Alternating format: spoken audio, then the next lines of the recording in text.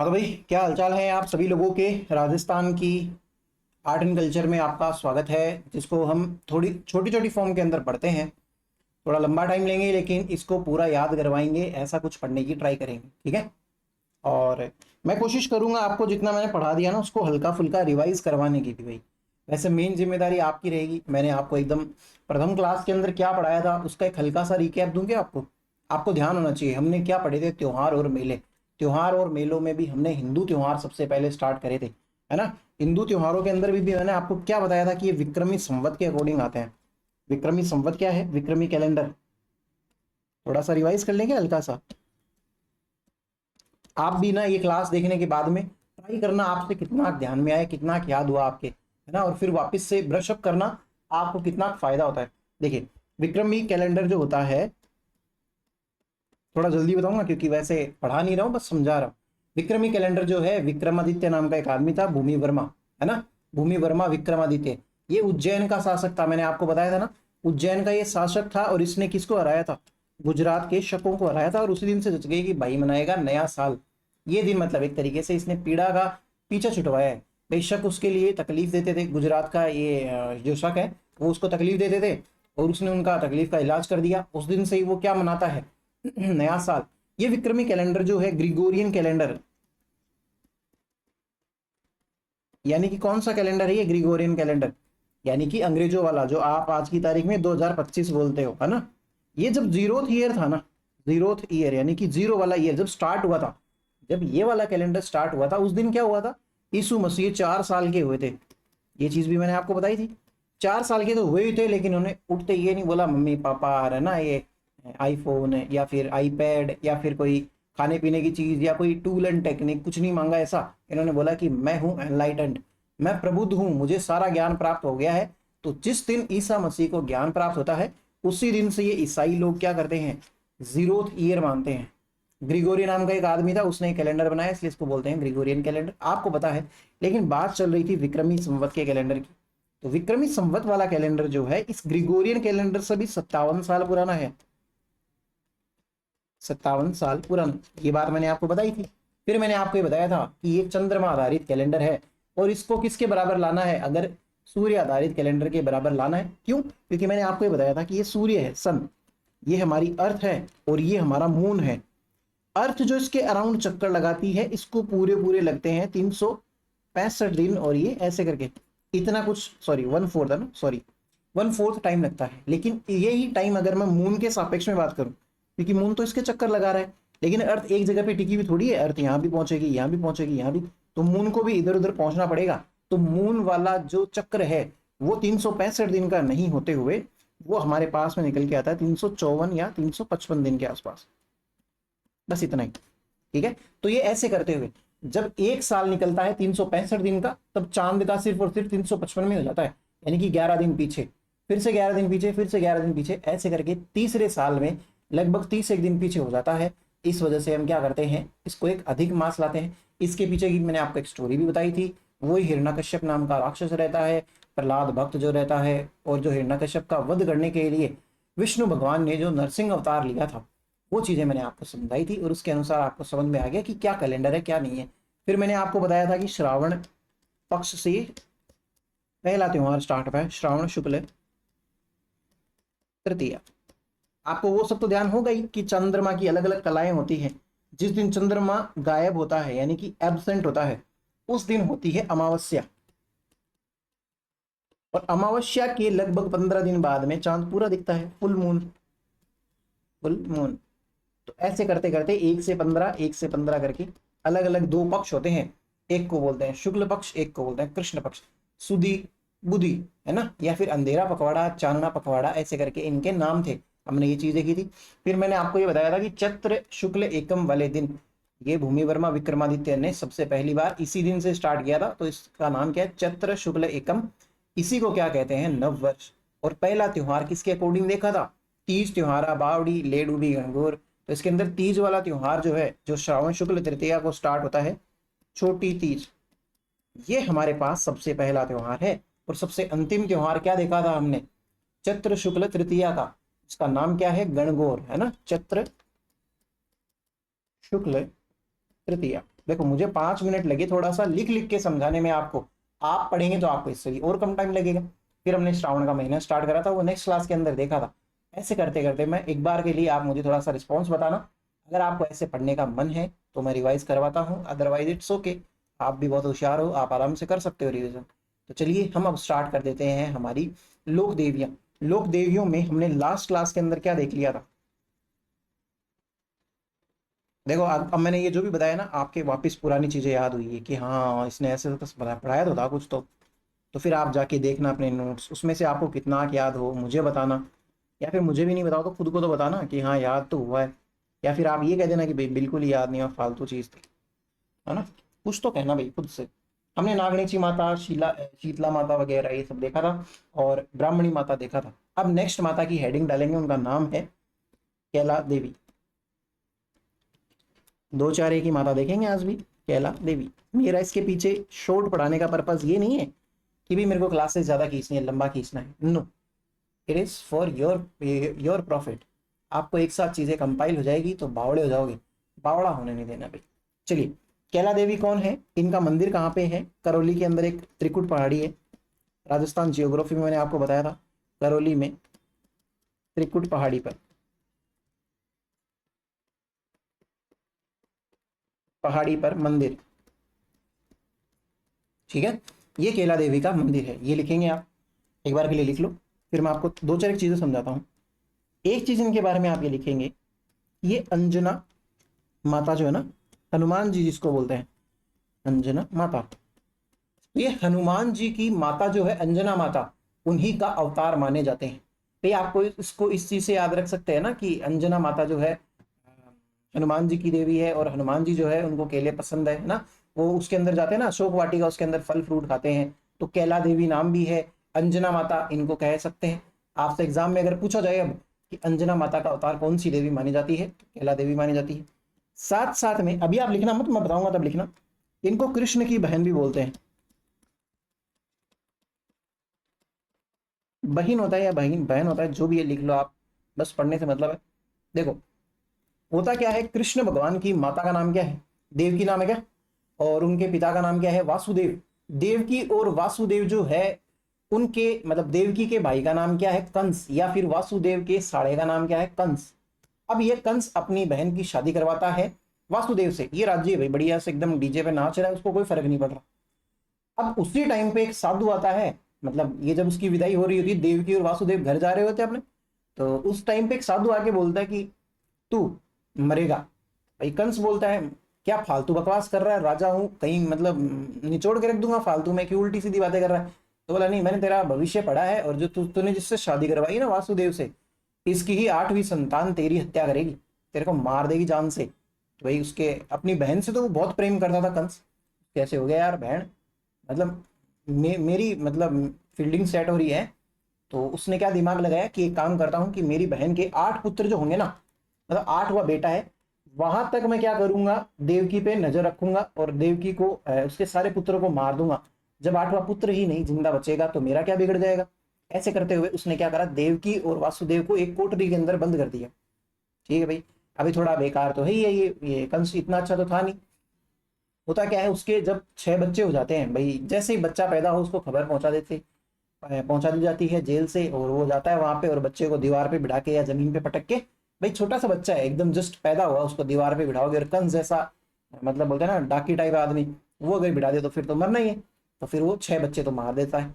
लेकिन जब 7वीं लड़की जब होती है, मतलब 7वां पुत्र जो होता है ना, मतलब बेटा बेटी जो भी है, वो बेटी होती है भाई, तो वो जब उसको मारने की ट्राई करता है तो वो ऐसे हाथ से छुट के हवा में उड़ जाते, हवा में उड़ के सॉरी, वो बोलती है, मतलब ऐसे ना देवी की आवाज में बोलती है वो कि भाई तू दुष्ट आदमी है, तू तू क्या समझता है अपने आप को, तू बचा लेगा क्या खुद को?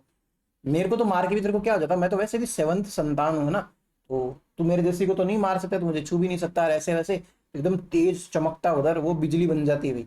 और ऐसा माना जाता है कि वो बिजली जो है बन के, मतलब वहां से उसको सुनू के कि भाई तेरी ये स्थिति तो होने वाली है, 8th बच्चा जब होगा तब तेरी दशा बन जाएगी, तुझे मार दिया जाएगा, कोई बड़ी बात नहीं है, तू बस तो नहीं सकता। वो ऐसा बोल के चली जाती है वहां से, और एक पहाड़ के ऊपर जाके गिरती है। तो वहां पर जो पहाड़ है जिसके ऊपर गिरती है, उस पहाड़ का नाम है त्रिकुट पहाड़ी, और उधर एक फिर मंदिर बन जाता है, उसको बोलते हैं त्रिकुट के अंदर कैला देवी का मंदिर। ये कृष्ण भगवान की क्या है, एक तरीके से कह सकते हैं बहन है। तो कृष्ण भगवान से कैसे कनेक्ट करेंगे, कृष्ण भगवान कला दिखाते हैं तो ये कैला देवी है, इस हिसाब से आप याद रख सकते हैं।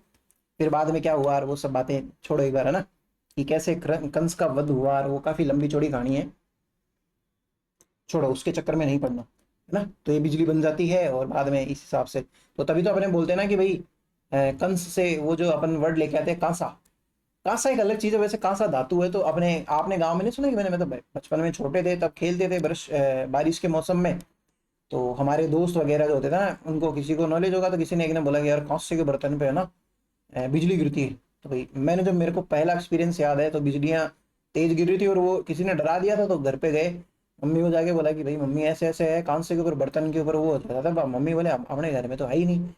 मैंने बोला मम्मी सबके घर में होती है, अपने घर में क्यों नहीं होती है, लेकिन अपने घर में नहीं, अपन तो ताई के घर से लेके आते हैं जब जरूरत पड़ती है। तो मैं क्या यार ताई को बता के आता हूँ। तो मैं बोला कुछ नहीं है कि तू बैठ रहा, वो घर में है, वो कोई चौक में नहीं रख रखी, ऐसे बोलते हैं ना ओपन एरिया के अंदर कांसा नहीं रखा जाता है। तो कंस, कंस के पीछे ही पड़ गई बिजली, है ना, इस हिसाब से तो बोला जाता है भाई। खैर जो भी है, तो ये कैला देवी के बारे में लिखना, एक दो बातें लिखना। She is considered as incarnation of, she is considered as incarnation of Anjana Mata. अब ये थोड़ी बताना पड़ेगा अंजना माता कौन है, इन्हें अंजना माता का अवतार कहा जाता है। She is also called as sister of, she is also called as sister of Krishna, इन्हें कृष्ण का, कृष्ण की बहन भी माना जाता है। इन्होंने ना एक भाई राक्षस राक्षस का वध किया था, नरकासुर। तो ये लिखना, इन्होंने नरकासुर नामक राक्षस का वध किया था, ठीक है। करौली के अंदर फिर एक वंश हुआ था भाई, करौली का जादौन वंश, मैं लिखा हूं तब लिखना जादौन वंश, उनकी कुलदेवी है, साथ साथ में यादवों की भी कुलदेवी है। अब ऐसे याद भी रख सकते हो, कृष्ण भगवान यादव और वो मतलब कैला देवी भी यादवों की कुलदेवी है। और इसी के साथ साथ में अग्र वालों की भी कुलदेवी है भाई,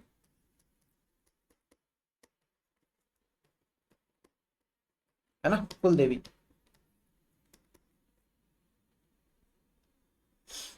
तो लिखना she is considered as clan deity of, clan deity of Yadavs, Yadavs, Agarwals and Jadaun dynasty of Karauli, and Jadaun dynasty of Karauli. इन्हें करौली के जादौन वंश, करौली के जादौन वंश, यादव तथा, यादव तथा कोमा लगा के लिखना, यादव तथा अग्र वालों की कुलदेवी, कुलदेवी कहा जाता है। देखो अब इनके जो भक्त है ना भाई, वो लांगूरिया कहलाते हैं भाई, लांगूरिया भक्त कहलाते हैं। भक्त है वो गीत तो गाएंगे भाई, माता के गीत गाएंगे, तो इनके गीत को भी लांगूरिया गीत कहते हैं। एग्जाम के अंदर जहां भी लांगूरिया वर्ड दिख जाए ना, वो रिलेटेड है कैला देवी से। तो अब आप दो चीजों में लांगूरिया वर्ड आ सकता है, एक जगह आएगा कि भाई लांगूरिया नामक भक्त किसके भक्त कहलाते हैं, या फिर कैला देवी के भक्तों को क्या कहते हैं, या फिर कैला देवी के भजन को क्या कहते हैं, या लांगूरिया गीत किस देवी का भजन है, इस टाइप से आपको क्वेश्चन पूछा जा सकता है। इसको भी कैसे याद रखेंगे, लंगूर, लंगूर मतलब बंदर, बंदर को क्या पसंद है, केले पसंद है। तो इनके भक्तों को, मतलब किसी का भी मेरा सेंटिमेंट हर्ट करना नहीं है, तो आप बावड़े मत हो जाना इन चीजों के पीछे, हमें बस याद करना है। और तो भाई ढंग से याद कर लिए चाहे तो बढ़िया है। अब लिखना है इनके बारे में, her followers are called as, her followers are called as Languria who sing, who sing Languria गीत, गीत लिखना भाई, है ना। अब लिखाने को तो सॉन्ग भी लिखा सकता हूँ, फिर वो फोक सॉन्ग्स के अंदर आएगा, या भजन लिखो तो और अच्छी बात है। इनके भक्तों को लांगुरिया कहा जाता है जो लांगुरिया गीत गाते हैं, इनके भक्तों को लांगुरिया कहा जाता है जो लांगुरिया गीत गाते हैं। मेला इनका पड़ता है चैत्र शुक्ल अष्टमी को। मैंने जब आपको जीण माता पढ़ाई थी तब मैंने आपको एक चीज बताई थी कि जीण माता का मेला जो है दो टाइम पे मतलब डलता है ना, एक तो चैत्र के महीने के अंदर जो नवरात्रि स्टार्ट होते हैं उसमें, और एक आश्विन के महीने में नवरात्रि स्टार्ट होते हैं। लेकिन केला देवी एक ऐसी माता है जिनके सिर्फ और सिर्फ मतलब ज्यादातर माताओं के ना मेले ये नवरात्रों के अंदर भर जाते हैं भाई। तो केला देवी का जो मेला है वर्ष के अंदर सिर्फ और सिर्फ एक ही नवरात्रों पे भरता है, वो कौन सा है? चैत्र शुक्ल अष्टमी वाला, 2 बार नहीं भरता। तो सबसे पहले तो लिखना मेला, फिर उसके बाद में लिखना चैत्र शुक्ल अष्टमी, फिर ब्रैकेट में लिखो, ब्रैकेट में लिखो। बोलो सर सांस तो लेना तो है ना, ले लो ले लो।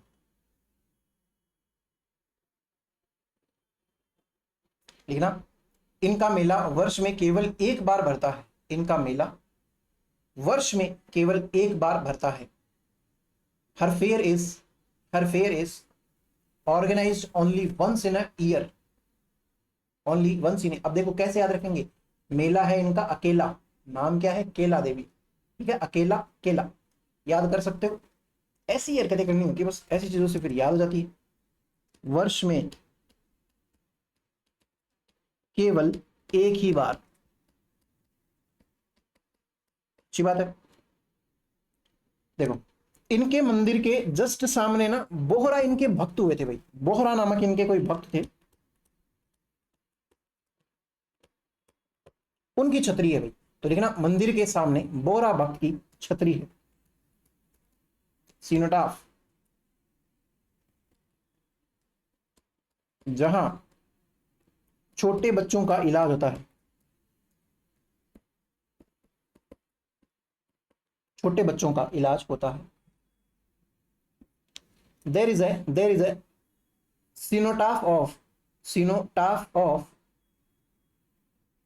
सीनोटाफ है ना, of Bohra disciple, Bohra disciple in front of the temple, in front of the Kaila Devi temple, where little little kids या फिर children are, where children are treated, बच्चों का इलाज किया जाता है भाई, ठीक है। इतनी बात तो आपको क्लियर हो गई होगी। अब हम बढ़ते हैं और आगे और दूसरी माता देखेंगे। सबसे पहले एक बार के लिए हल्का सा रिवाइज करवा देता हूं। क्या देखा? कैला देवी कहाँ पे है? करौली, नाम में भी देखो करौली, केला, कितना मतलब इजीली याद होने वाली जैसी चीज है ये। कैला देवी त्रिकुट पहाड़ी के ऊपर इनका मंदिर है। अंजना माता का अवतार मानते हैं, कृष्ण जी की बहन का अवतार मानते हैं, नरकासुर का वध किया था। करौली के जादौन वंश यादव अग्रवालों की क्या मानी जाती है? ये कुल देवी है। लांगूरिया इनके भगत को भी कहते हैं, गीत को भी कहते हैं। मेला इनका पड़ता है चैत्र शुक्ल अष्टमी को, जो वर्ष में केवल एक ही बार पड़ता है। बात क्लियर हुई क्या आपको? फिर उसके बाद में बोहरा भक्त जो होता है उसका, उसकी सिनोटाफ कहाँ पे है? छतरी कहाँ पे है? मंदिर के सामने, जहाँ पे छोटे बच्चों का क्या होता है? इलाज। इतनी बात समझ में आई आपको? हुआ क्या आपके इस प्रॉब्लम का इलाज? चलिए एक सेकंड देना मेरे को। चलिए भाई एक दो माता और देखते हैं, फिर उसके बाद में इस क्लास को करेंगे समाप्त। तो नेक्स्ट आप माता लिखेंगे जिनका नाम है जयपुर की जमवाय माता, जमवाय या जमुवाय माता जो भी है, जमवाय माता। इनका मंदिर कहां पे है? जमवा रामगढ़ में। जयपुर वाला जो रामगढ़ है उसका नाम जमवा रामगढ़ इन्हीं के नाम पे पड़ा है, तो मंदिर है इनका जमवा रामगढ़ में। तो हम देखेंगे आगे, जब मैं आपको मेडाइवल हिस्ट्री के अंदर जब मैं आऊंगा इसके अंदर कछवाहा राजवंश के अंदर, तो मैं आपको एकदम स्टार्टिंग के अंदर एक राजा का नाम बताऊंगा, दुल्हे राय। दुल्हे राय जो है इसने इन माता का मंदिर बनवाया था। तो आप लिखेंगे जयपुर के कछवाहा या कछवाहा वंश के राजा, कछवाहा वंश के राजा दुल्हे राय ने, दुल्हे राय ने इनका मंदिर बनवाया था, इनका मंदिर बनवाया था। नेक्स्ट लाइन लिखना, ये कछवाहों की, इंग्लिश को भी लिखा दूंगा, ये कछवाहों की कुल देवी है,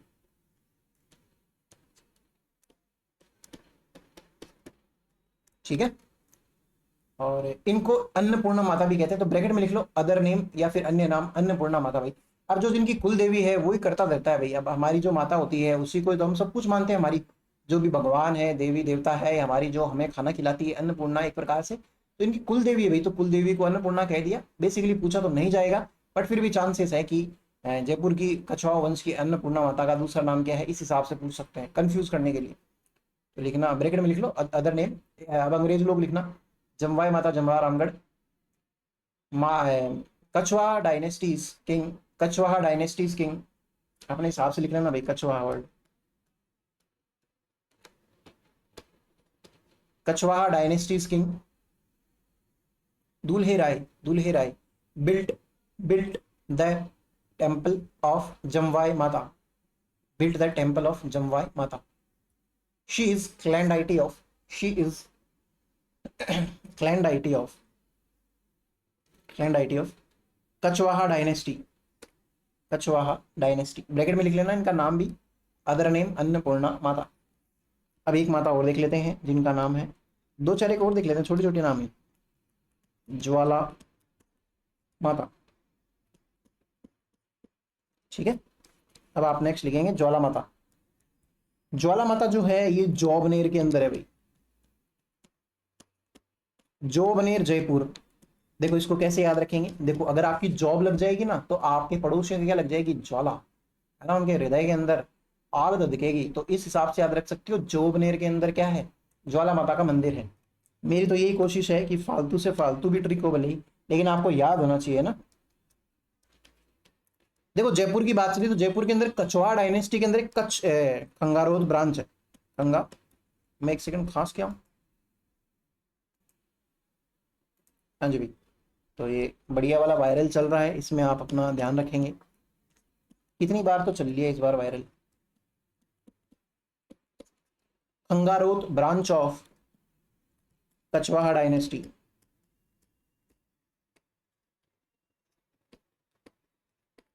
Kachhwaha dynasty considers her their tutelary deity ईष्ट देवी। ये मतलब ज्वाला माता खंगारोद, या फिर ऐसे लिखना ये कछवाहा वंश के, कछवाहा वंश के खंगारोद शाखा की, खंगारोद शाखा की ईष्ट देवी है, ईष्ट देवी है। ठीक है, फिर उसके बाद में एक माता और देख लो, इन माता का नाम है शीला माता। मैं जब आपको आमेर का इतिहास पढ़ाऊंगा ना तब एक बार फिर से इनके बारे में थोड़ा डिटेल में बता दूंगा। आप फिलहाल यहाँ पे सिर्फ और सिर्फ लोक देवियों के हिसाब से पढ़ो। मंदिर इनका पड़ता है आमेर के अंदर। देखो पहले कछवाहों की मेन डायनेस्टी या फिर ये जो राज्य है वो कहाँ पे था, आमेर के अंदर ही था। फिर बाद में जयपुर तो बाद में बना था, है ना। कौन से राजा के समय पे बना था, मिर्जा राजा जय सिंह, सवाई राजा जय सिंह, बता सकते हैं क्या? खैर देखेंगे बाद में हिस्ट्री में।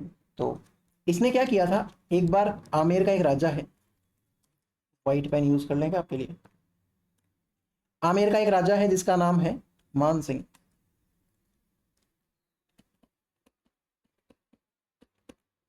मान सिंह इसके ना पूर्वी बंगाल से, या फिर मैं कहूं देखो बंगाल जो है, जैसे ये अगर इंडिया है मतलब भारत है, राजस्थान नहीं है, यहां कहीं पे पड़ता है वेस्ट बंगाल, वेस्ट बंगाल, वेस्ट बंगाल जो भी है, ठीक है।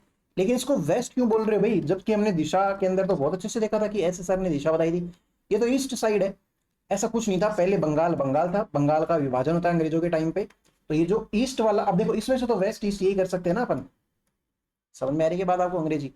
तो ये वाला पोर्शन तो बांग्लादेश के पास चला गया, इसलिए ये अपने पास है ही नहीं, इसलिए पूर्वी बंगाल जैसा नाम लेते ही नहीं हम।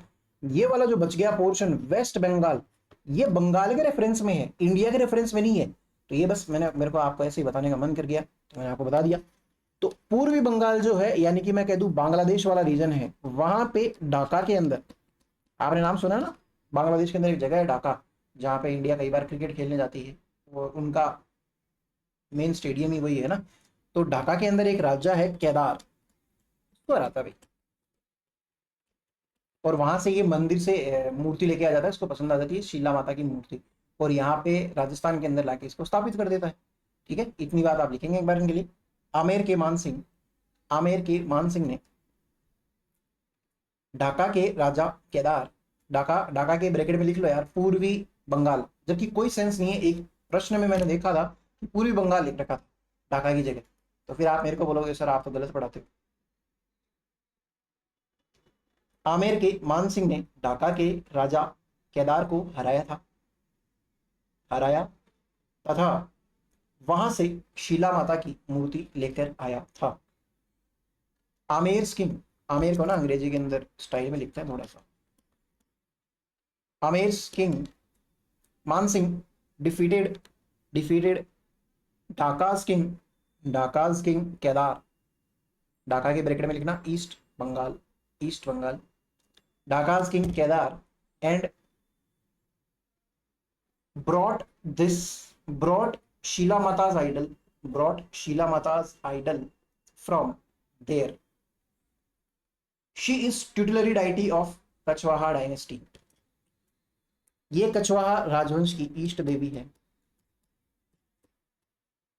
ईष्ट देवी है भाई माता के ना। वैसे तो देखो कई सारी माताएं हैं ऐसी जिनके शराब चढ़ सकती है या फिर मांस चढ़ सकता है, लेकिन इनके बारे में ज्यादातर क्वेश्चन आते नहीं है। शीला माता के बारे में एक दो बार पूछा हुआ तो लिख लेना। इनके शराब व मांस का भोग लगाया जाता है। शराब व मांस का liquor and meat is offered in the temple of Shila Mata, तो आप कहीं अगर आपके मंदिर में जाना हो और चढ़ाना हो, कहीं उसी टाइम पे आप खरीद रहे हो तो कोई देख ले तो आपको, आपका पड़ोसी या फिर आपका कोई जानकार, तो फिर वो बोल देगा भाई फलाना को छोड़ो दारू पीवा आजकल है या फिर मांस खाता है। खैर जो भी है भाई, इतनी बातें करेंगे अब, फिर उसके बाद में हम नेक्स्ट क्लास के अंदर देखेंगे चीक माता, आई माता, है ना, लटियाल माता, ऐसे करके दो चार एक माता और देखेंगे। ऐसे करते करते हम थोड़ा स्लोली इसको आर्ट एंड कल्चर को खत्म करेंगे। तो आप जैसे मैं पढ़ा रहा हूँ वैसे पढ़ने की ट्राई कीजिए, आपके साथ अच्छा ही अच्छा होगा। अपना ध्यान रखिए, नेक्स्ट क्लास के अंदर मिलेंगे हम एक और नए लेक्चर के साथ में। तब तक के लिए धन्यवाद। आपको धन्यवाद वाली स्लाइड दिखाऊँ क्या? ये तो अगर आप इन सब की तैयारी करते हो CSIR नेट वगैरह, है ना, तो इस ऐप को डाउनलोड कर सकते हो। TNS कॉन्सेप्ट्स करके एक ऐप है, आपको मिल जाएगा आसानी से। और YouTube का चैनल भी है, इसको भी देख सकते हो आप, यहाँ से पता चल जाएगा। और बाकी अगर कोई ज़्यादा ही डिटेल्स चाहिए तो कहीं भी किसी चीज़ की पढ़ाई से रिलेटेड, तो आप इस नंबर पे कांटेक्ट कर सकते हैं। थैंक यू वाली स्लाइड दिखानी थी वैसे तो आपको, ये देखिए। थैंक्स। ठीक है, नेक्स्ट क्लास के अंदर मिलते हैं।